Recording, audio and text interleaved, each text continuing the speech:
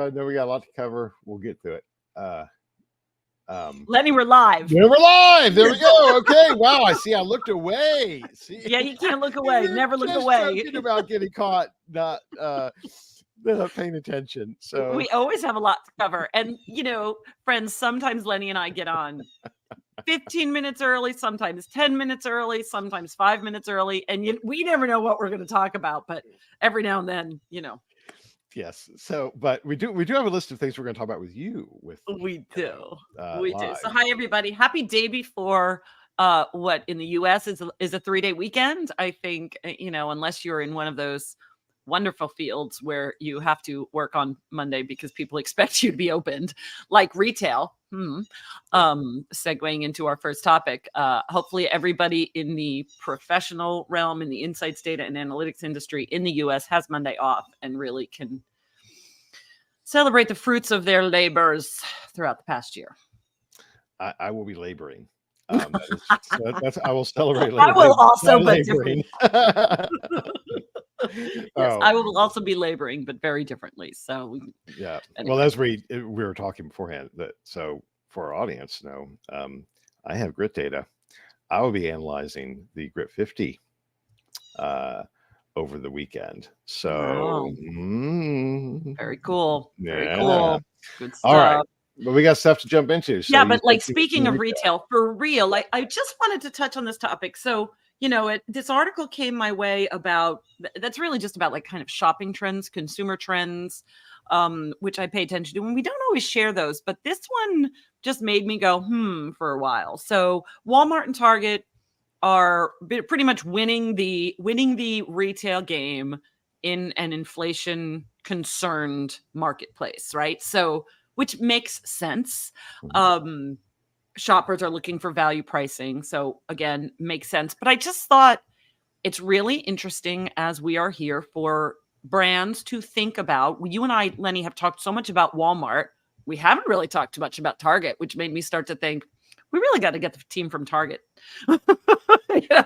speaking on our stage or on our podcast also, because they're another value-driven retailer. But I just think that this is just one of those things where so many of our audience members who are in the CPG space, are working on their, strategy for placement. And anyway, that's all. Just take a look at this. If you're in that space, just be aware of it, consider it. I don't know. I feel like what went off for me with this article this month, Lenny, was thinking also about price sensitivity in general and in our audience. And I know it's all connected, right? So I know that buyers, we're always talking to people at Green Book about the ROI for their dollars. And anyway, that's all. That's my morning. We should just think about this and see what it brings up for you. Because to me, it thinks about just value pricing in general and the place for it with consumers, but also the place for it with organizations. Absolutely. I mean, I think we're in a value economy right now, and likely that's going to continue for a while based on kind of macroeconomic factors, et cetera, et cetera. And economy with a capital E, right? I mean, it affects everything. So staffing, compensation as well as pricing. And we tie it back in, right? So Walmart, I actually was invited to their Walmart Luminates event October 1st in Arkansas. I'm actually not able to go, which I'm really bummed about. Sure. But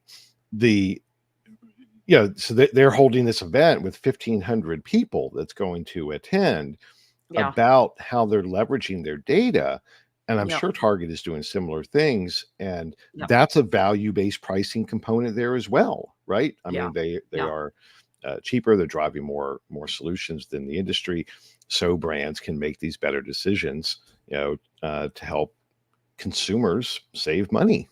It is it's an interesting, complex topic. And highlights the need for research and data. So at all times, because things are changing, and you hear different numbers. Well, inflation's up, inflation's down. Well, inflation's up compared to a month ago, right? But or down compared to a month ago, but it's still up, and overall. Well, and I think for me, whenever I see something like that, I think about my own behavior because I am a consumer, right? And I literally one of the things it talks about in this article is like big box stores. And I think so interesting because do you remember maybe at some point, maybe closer to 20 years ago or whatever, but there was this whole like, like Small Business Saturday and Shop Small Business, and American Express was really pushing people towards small businesses. And And here I came feel like, Amazon. right. And then we're all like, yeah, but it's really convenient, So I just think it's all really interesting when you think about yourself as a consumer and how when you might have values at stake in the choices that you make, and then all of a sudden you're like, yeah, but the bottom line is, Right, like right. right now I got to cut corners everywhere. And, anyway, Or, I just think it's really interesting when we put our consumer hats on and then we yes. see what it means for our business hats. And well, last thing, two things.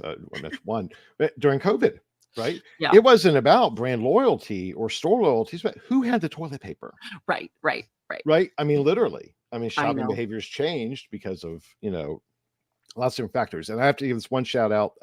Monday is the 30th anniversary of my wife and I meeting at Walmart.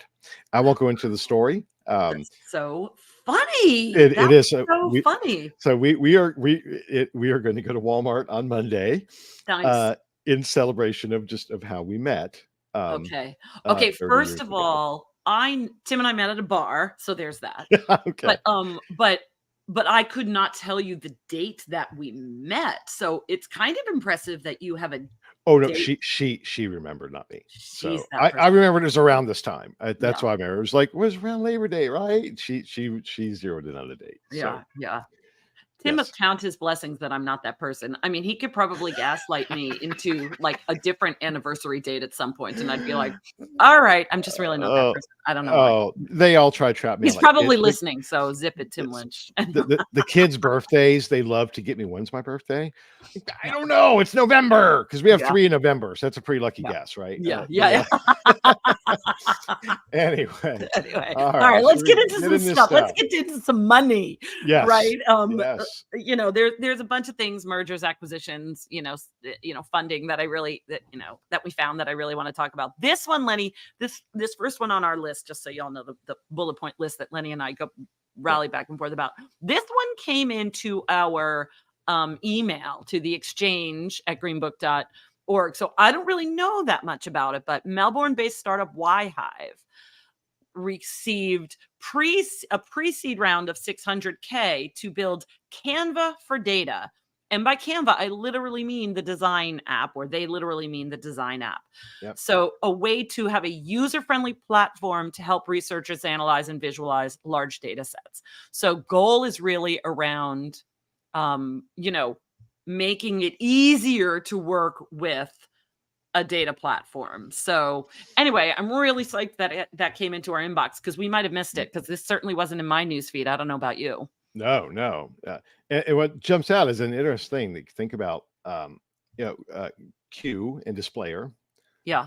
out of Australia, Info Tools data out of New Zealand.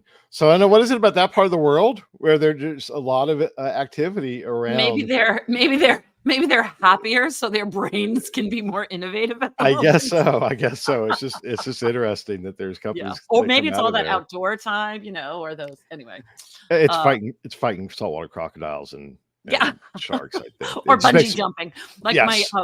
my nieces and I think my nephew, they did some really amazing bungee jumping when they were in New Zealand or something. So that is one of my first associations now is the terror. Okay. Yes, Anyway, well, it's Middle Earth. I mean, so they get it. But no, that yeah, is interesting.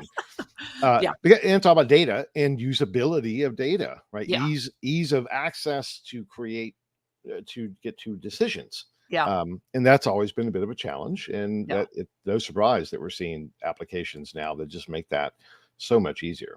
Yeah. So So that's shout very out to cool. them. Keep those press releases coming into us. That's how Lenny and I both have our sources for, for curating, whether it's subscriptions or aggregators.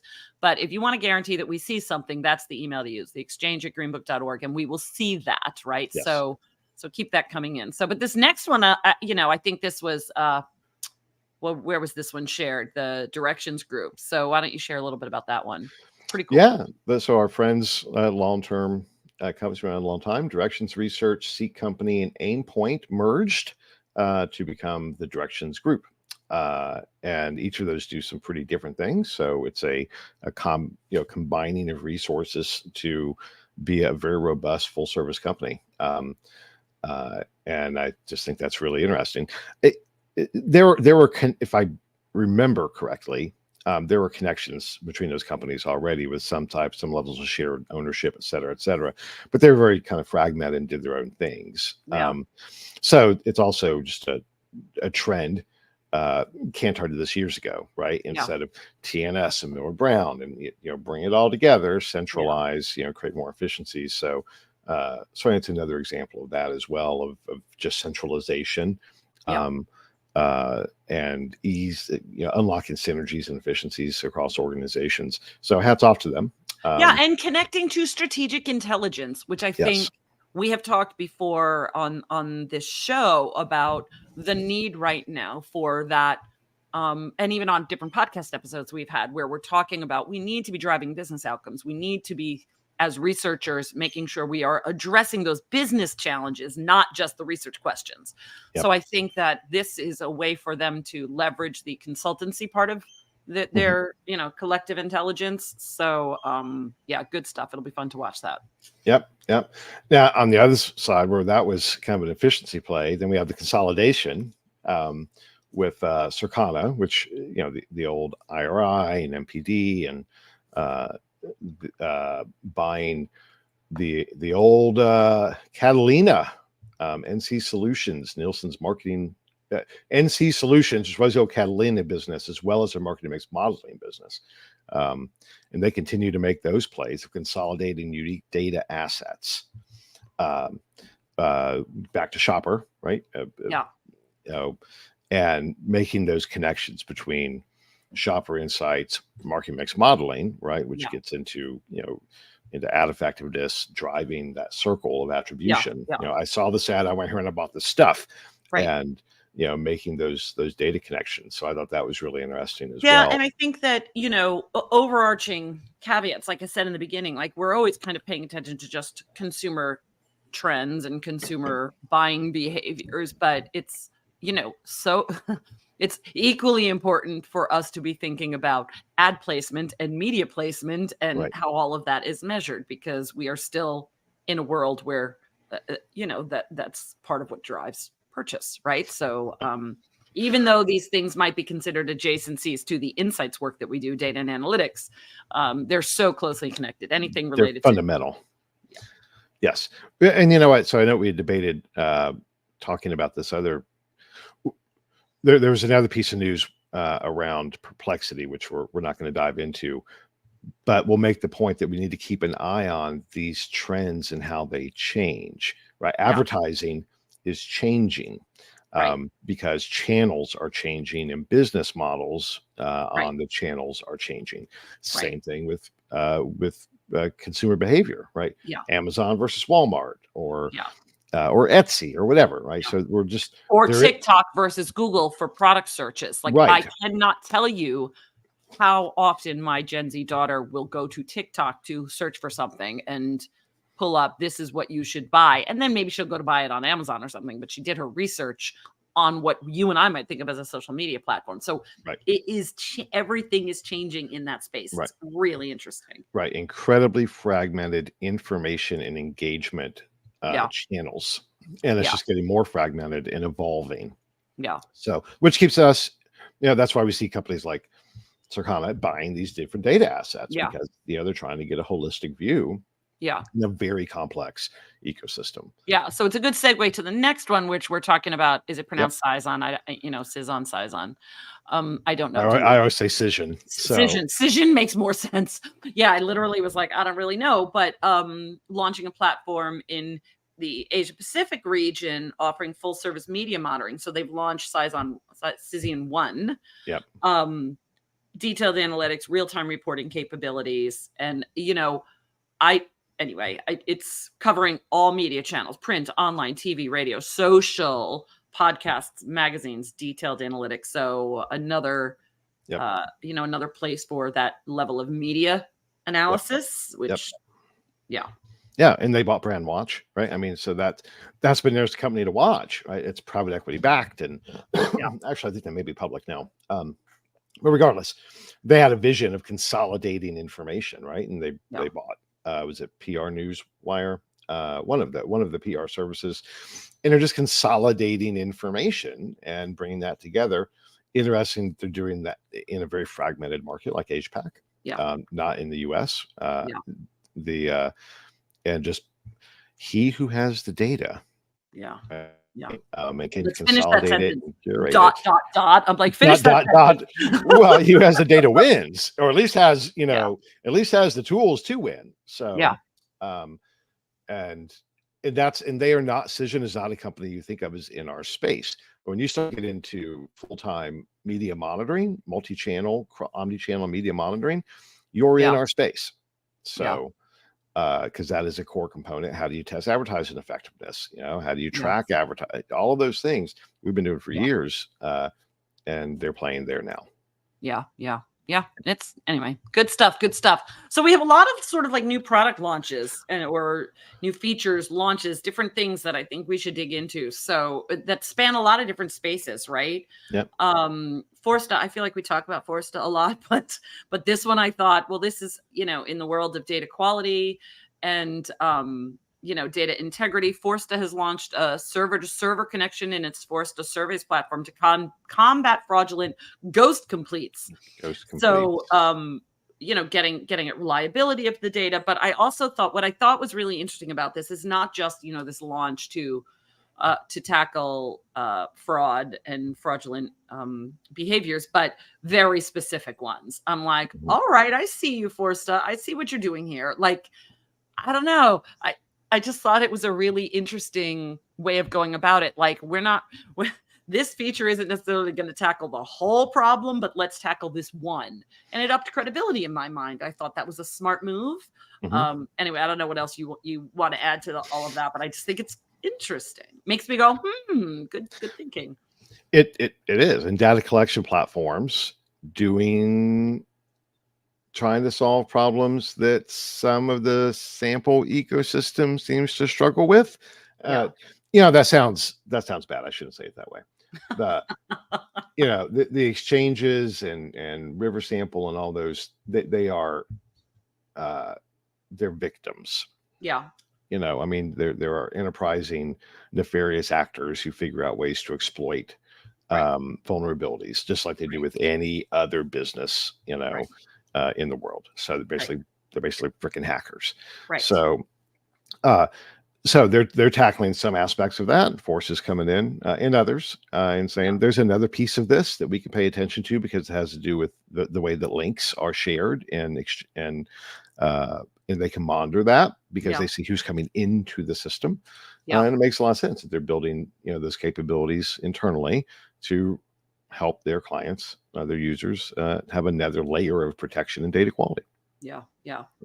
Good stuff. So good work, Forsta. We'll keep watching what else you're doing there. But I like, at a very basic level, I just like the idea of tackling a component at a time. They may have a whole host of, and other vendors too, like a whole host of solutions aimed at different areas in the data quality space. But I like just calling it out for like, hey, we're tackling this one. I don't know, it makes it really tangible for some reason. It makes it a little less nebulous. Absolutely. And it shows partnership, right? This can't just be these big challenges, as we've talked about many times. It's not just a sample problem, right? Yeah. I mean, it affects all of us. And if different organizations have technological solutions that they can help deploy, then they should. Yeah. A whole industry approach. Yeah. So all right, so let's get into some AI innovation because because we haven't really done that yet. Nope. Here we go. Here we are. Here we go. Look, we are more than halfway through without talking specifically about AI innovation. Right?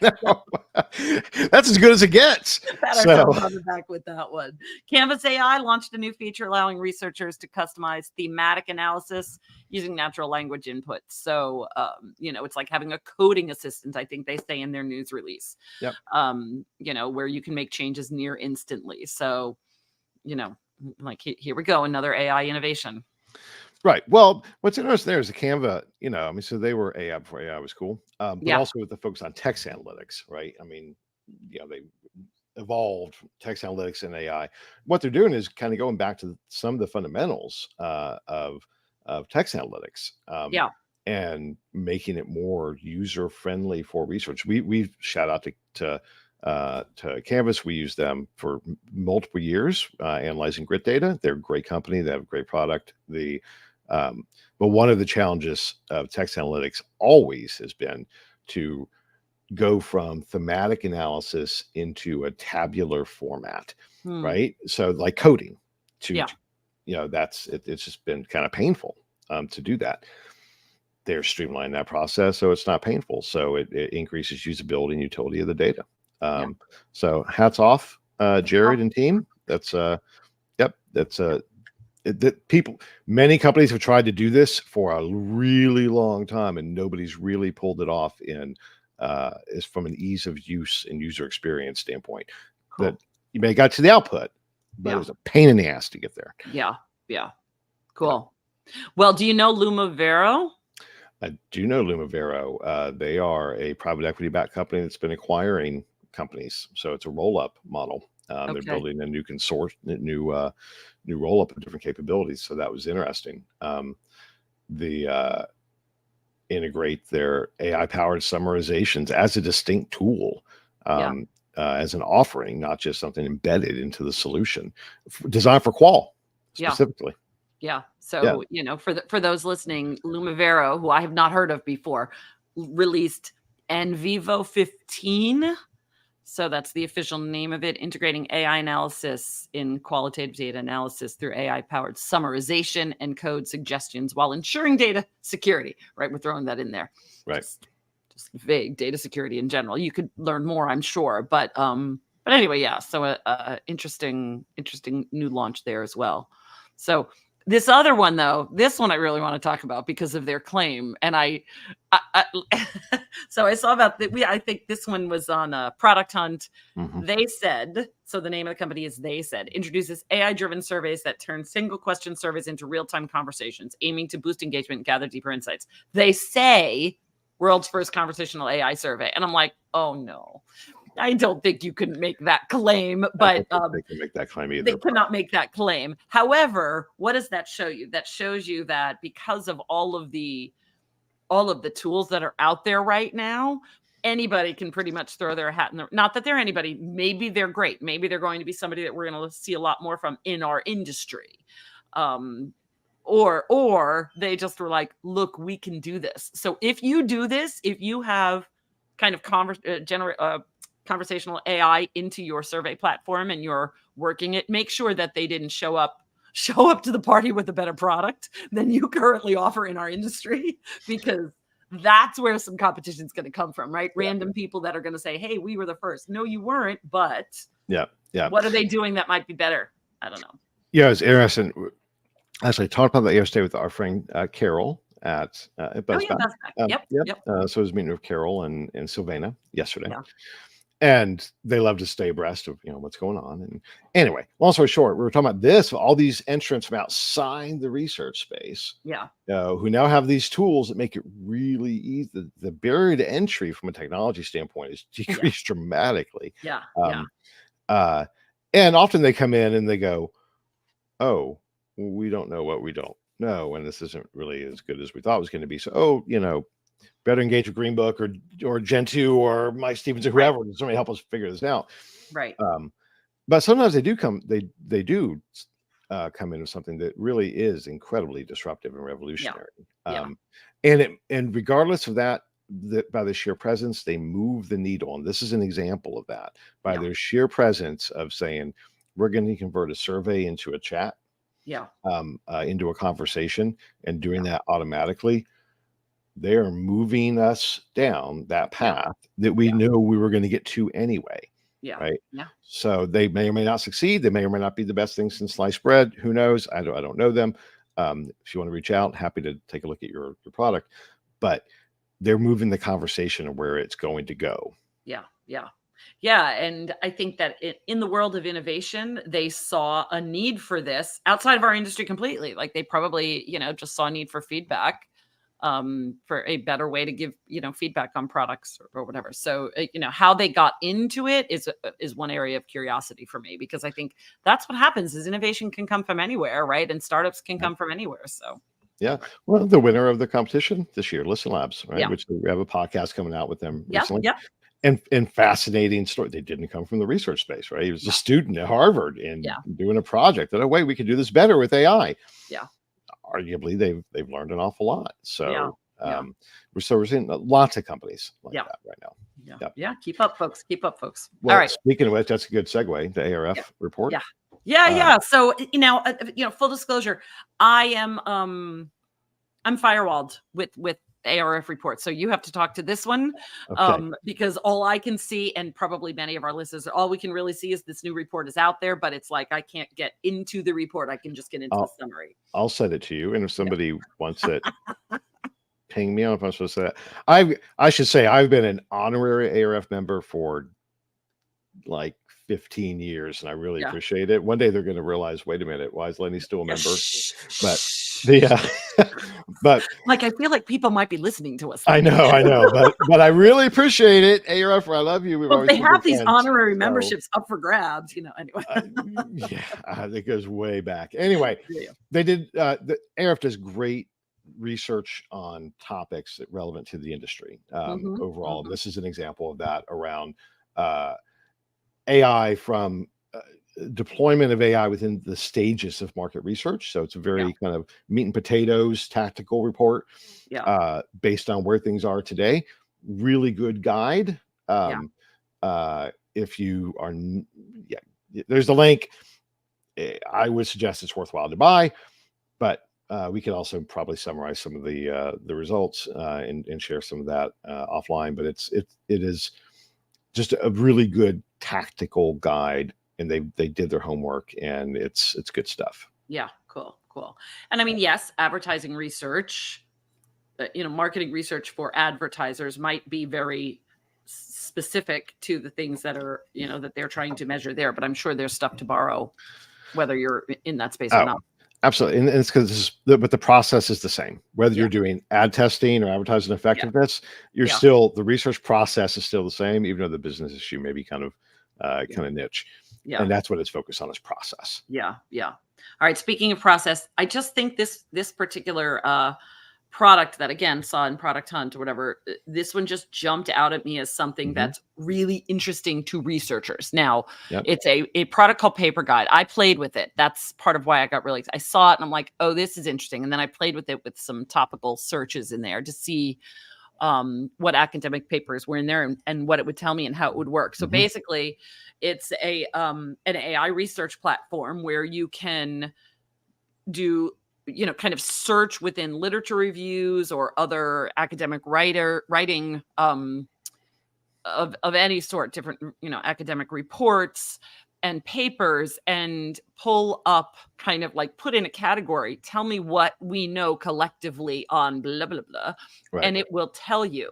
And the reason I like this is some of the work that I used to do would be just sort of in categorical in general, just what's some of the secondary research I can do to explore a new category that a client was digging into. Hmm. And so I would want to look at some of these research papers to see what was being said about it, right? Hmm. And grow our collective knowledge base. But I like this because I'm like, this would have helped so much in Sure. that space. Yeah. What is the latest in XYZ? If you are interested in behavioral economics, I'm sure you could go in there and say behavioral economics, and it will bring you the most recent papers summarizing them of Right. what's happening in behavioral economics. So a very specific data set from the world of academia that can be applied to, I think, endless topics. So even though it's not directly for marketing researchers, it's a research tool for academics, and we can learn so much from that always.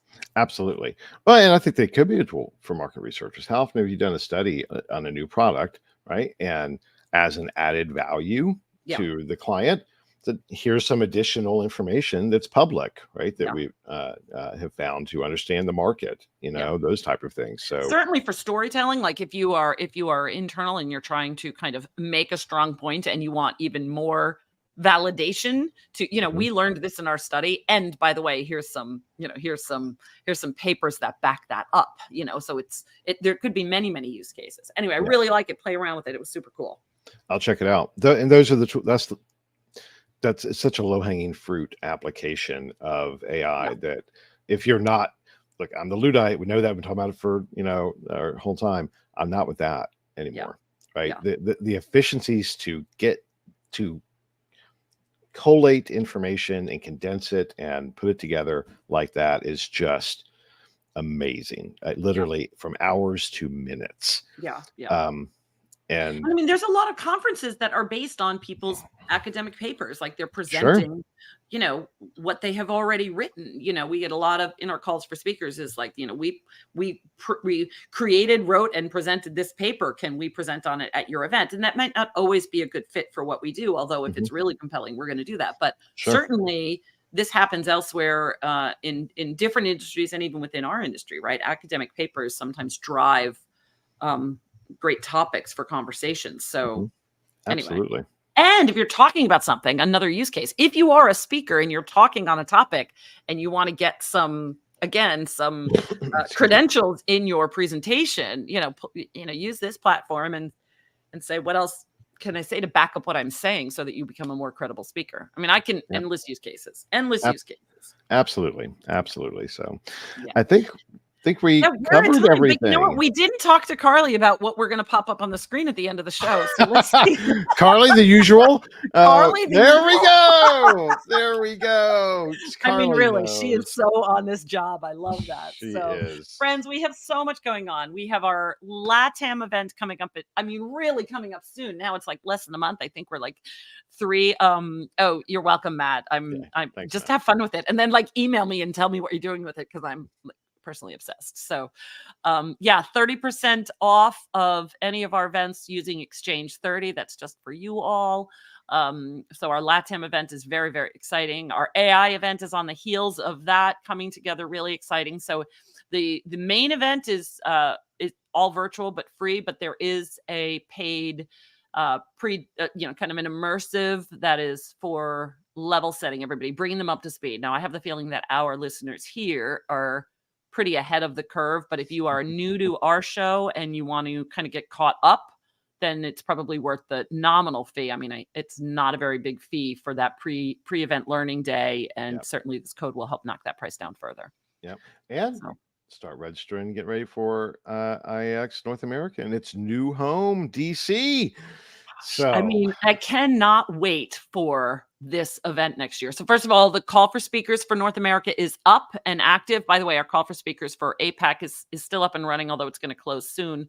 But our call for speakers is up for North America. So, that's our biggest event. So we really we do get quite a lot of those, but differentiate yourselves there. But yeah, I mean, DC, I just can't imagine a better location for us and our event. It's going to be oh, fantastic. and if you haven't been to DC in the spring, DC in the spring is a beautiful place. Come on, come on. Well, and we also, just part of why we made this change, because I think we've announced it previously in other areas, but this is the first time now we have our event page ready. But, accessibility to people coming from elsewhere in the world, because even though it is our North America event, we do get an international attendance base. So Yeah. accessibility, it's really easy to fly in and out of, and just a place that stimulates new thinking and positivity and cool thoughts. And Yeah. so yeah, We- so more than just gorgeous, right? Just so much going on there. It's going yeah. to be And great. right in the heart. I mean, it's like a block from the White House. So Oh, please. It's going to be so cool. And just think about the potentials for your team dinners and certainly for our social events that we have at the event. But there's, great restaurants and bars, and I mean, just so really, really cool. So yeah, good stuff. yeah. All right. Well, I guess that's it. We have a That's holiday our show. weekend to start trying to get ready for. Yeah, we do. We really do. So I hope everybody has a great few days, and we'll see you next time. Yeah. Everybody have a great weekend. Talk soon. All right.